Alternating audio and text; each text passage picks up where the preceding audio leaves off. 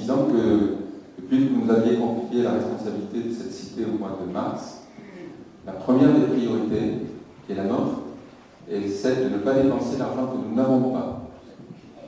Les comptes de la ville ne sont pas dans un bon état. La République, l'État nous verse des subsides qui diminuent d'année en année. En 2015, nous aurons 150 000 euros de moins de versement de l'État qu'en 2014. En 2014, nous avons eu de l'ordre de 100 000 euros de moins qu'en 2013. Et donc, la première action, ce qui nous anime, c'est d'essayer de réduire les dépenses. La première mesure que nous avons été amenés à prendre lors du premier conseil municipal, c'est celle de se baisser les indemnités des élus, parce qu'on ne peut pas vous demander à tous des efforts sans commencer à se les appliquer à soi-même. C'est donc 180 000 euros de dépenses qui seront économisées sur cette mandature. La bonne gestion, c'est aussi de refuser de faire payer par les générations futures les dépenses d'aujourd'hui. Et en 2014, l'endettement de la ville de Saint-Sevé baissera pour la première fois depuis bien des années de l'ordre de 60 000 euros. Et sur 2015, nous avons pris l'engagement début décembre, et je confirme aujourd'hui, que nous n'augmenterons pas les impôts. Parce que face à ces baisses de versement de l'État, ce serait la solution facile. Vous avez chacun des difficultés, et je crois qu'il nous faut, en amont, essayer de faire une chasse aux économies. Ainsi, dans les semaines à venir, nous allons mettre en œuvre le fait que l'éclairage public n'aura plus qu'un seul réverbère sur deux.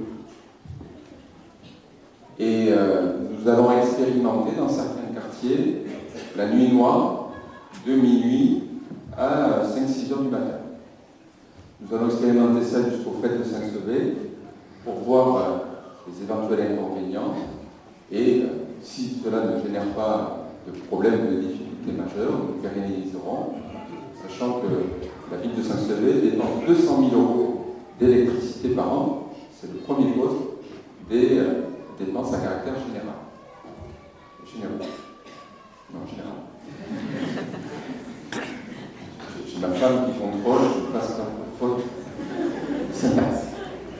Et ceci à titre d'exemple, nous allons essayer de faire la chasse au gaspillage, une série d'économies, parce que je pense que c'est ce que vous attendez de nous. Ceci nous oblige aussi à définir des ordres de grandeur et des priorités. La priorité en 2014, nous l'avons mis dans les écoles. Et je crois que l'éducation de nos enfants, l'avenir de nos enfants, quand on voit ce qui se passe ces derniers jours, nous avions raison d'en faire la priorité.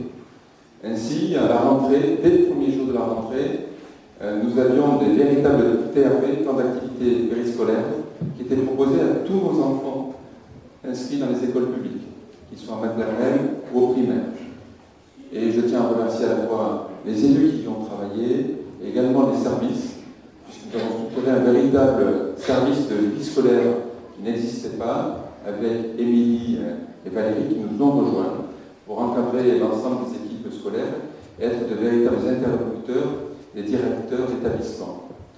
Je tiens à remercier d'ailleurs les directeurs d'établissement pour le travail que nous menons au quotidien, de façon à apporter les bonnes réponses aux incivilités qui peuvent des fois se produire, les bonnes réponses également à l'action et d'éducation que nous menons tout au long de l'année.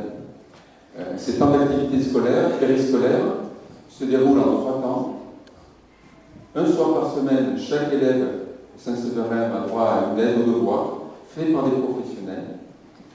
Chaque soir par semaine, ils ont droit à une heure de sport qui sont faits ou par des intervenants professionnels, mais aussi par les associations de la ville. Je tiens du fond du cœur à remercier tous les bénévoles qui participent.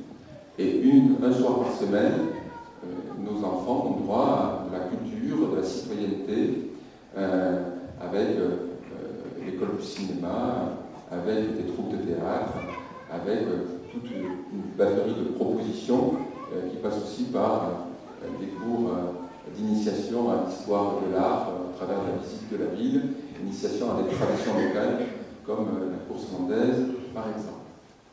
Cette priorité donc, de l'éducation nous l'assumons et nous la poursuivrons parce que nos enfants me semblent être ce que nous avons de plus cher.